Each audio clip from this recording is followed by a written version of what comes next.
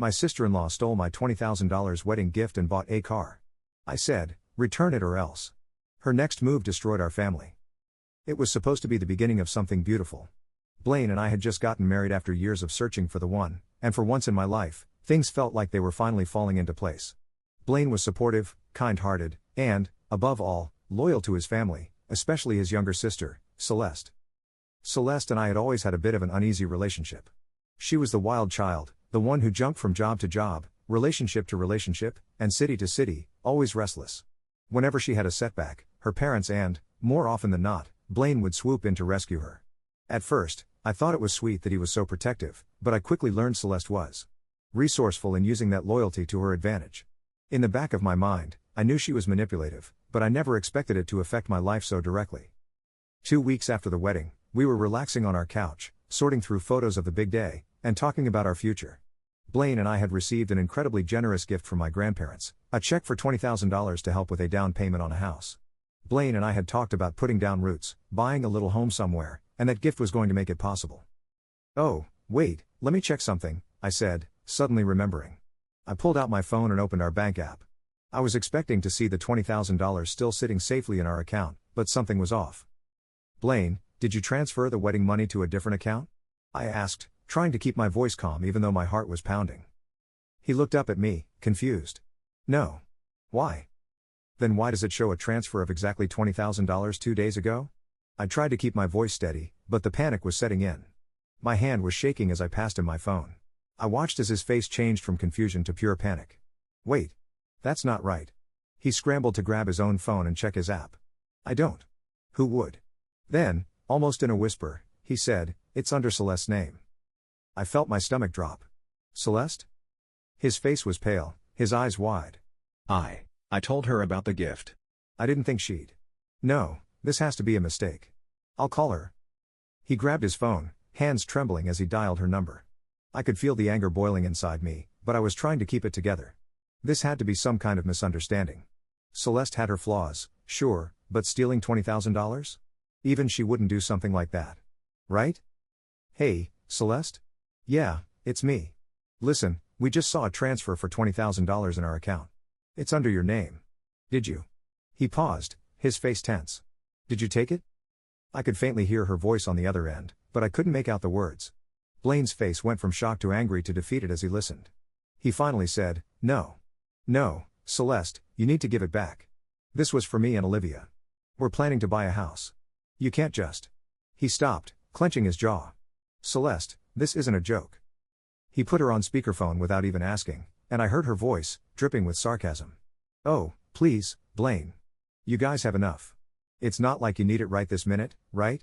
I mean, I was going to pay you back, eventually. You were going to, Celeste, this is not a loan you get to give yourself, I snapped, unable to hold back anymore. That money was a gift from my grandparents. You had no right to take it.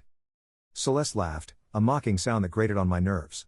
Oh, relax, Olivia. It's not the end of the world. Blaine's my brother. Family helps each other out, remember? Help? Help is asking, not stealing, I said, my voice shaking with anger. All right, well, here's the deal. I needed a car to get to work, okay? And Blaine knows that. I've been job hunting, and I needed something reliable. I didn't think you guys would freak out so much. Blaine finally found his voice again. Celeste, this was meant for us to start a life together. You can't just decide you need it more. She scoffed, and I could practically see her rolling her eyes through the phone. Look, I was going to pay you back. But I needed it now, and you can wait. We're not waiting, I yelled. You're going to sell that car and give us our money back, or I swear to God, I'll go to the police. Oh, here we go, she said in a sarcastic tone. You're really going to try to throw me in jail over some cash, Olivia? Family doesn't do that to each other. You're just being dramatic. Dramatic? Blaine said, his voice barely holding back his own anger. Celeste, this is stealing. You crossed a line, and if you don't fix it. She cut him off. Oh, save it, Blaine. You know what? This whole thing is just a joke. You're really going to pick this fight with me, your own sister, just because Princess Olivia wants her precious wedding money back? She doesn't even need it as much as I do. I'm not going to ask you again, Celeste.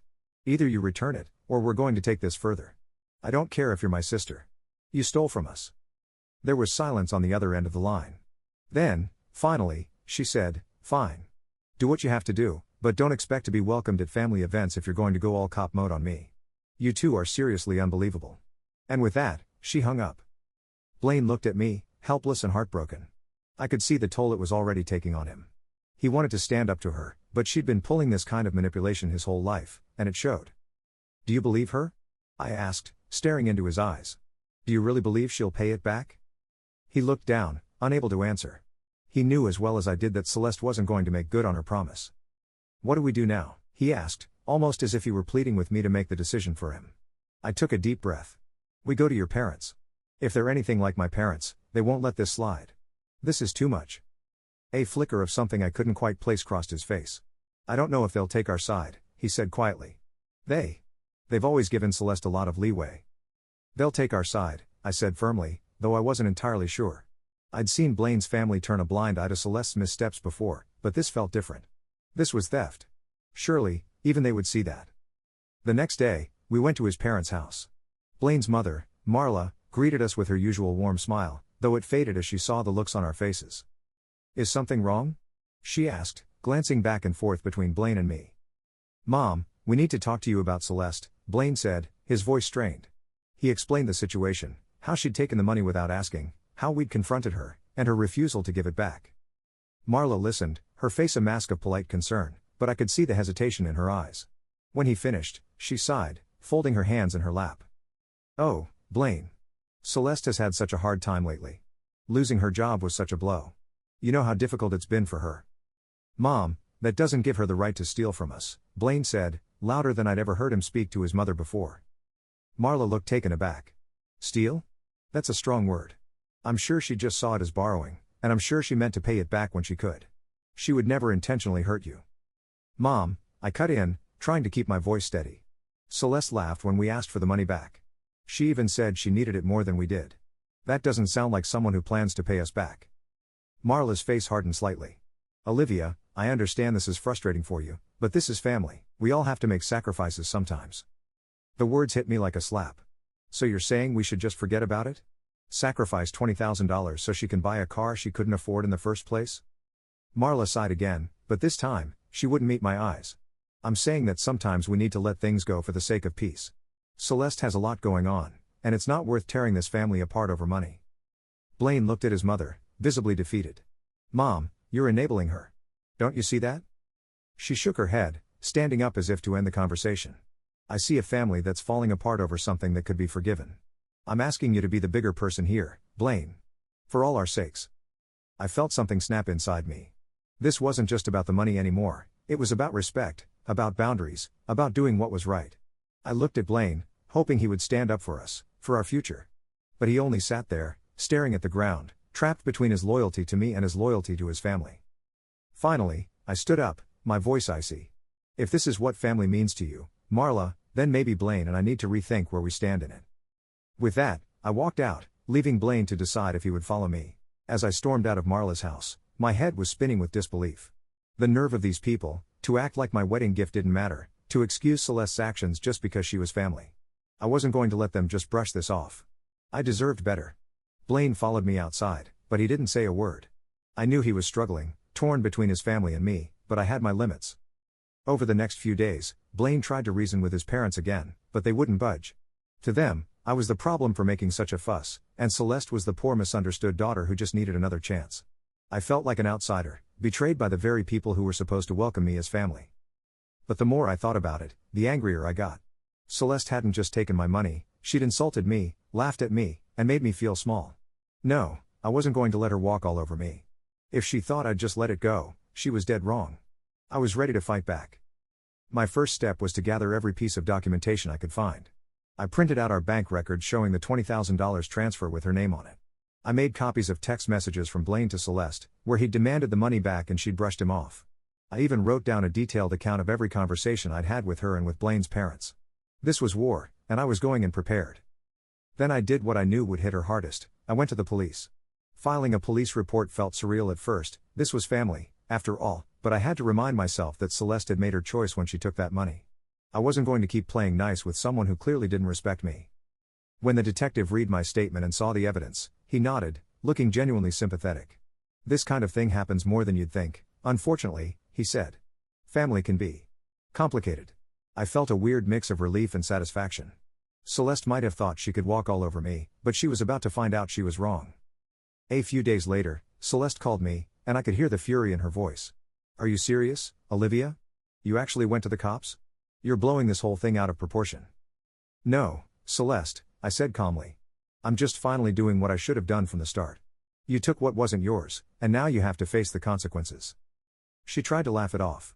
"Oh, please. You're not actually going to press charges. Blaine would never forgive you." "Funny," I replied, "because Blaine's the one who told me to follow through." That was a lie.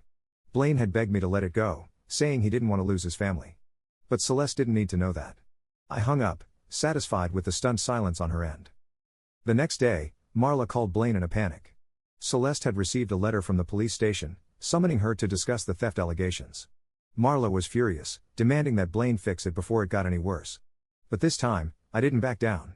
Blaine tried to argue with me again, but I made it clear, either he stood by me, or I'd walk out of his life for good. I was done playing the victim. After a long, tense conversation, Blaine finally agreed to support me. I could tell it pained him, but he realized he had no other choice. If he lost me, he'd have no future. It was either Celeste or me. When Celeste showed up at the police station, she tried to play the innocent sister act. But the detective wasn't falling for it. The evidence was all there.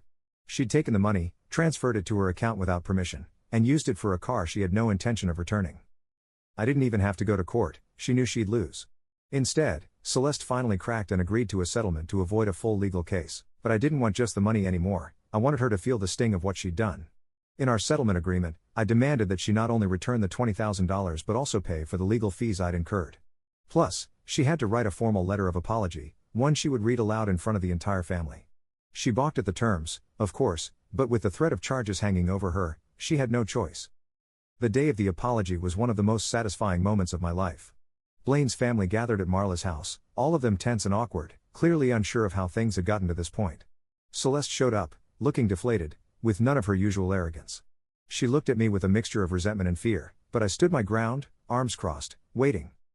Marla looked uncomfortable as Celeste stood in the middle of the room, unfolding a piece of paper with shaking hands. "I, Celeste, apologize for taking the wedding money from Blaine and Olivia without permission. It was wrong of me, and I deeply regret my actions. I promise to pay back every cent, and I know I've hurt my family in ways I can't undo." The room was silent. Marla's face was flushed, and Blaine's father looked away, clearly embarrassed. Blaine sat next to me, holding my hand tightly, his loyalty finally, unmistakably clear. After that, things were never the same. Blaine's parents didn't say a word about the apology, and their relationship with Celeste was strained at best. Blaine and I went on to buy a home with the returned money and the new sense of freedom that came from standing up for ourselves. As for Celeste, she stayed out of our lives, knowing full well I wouldn't hesitate to go after her again if she ever crossed me.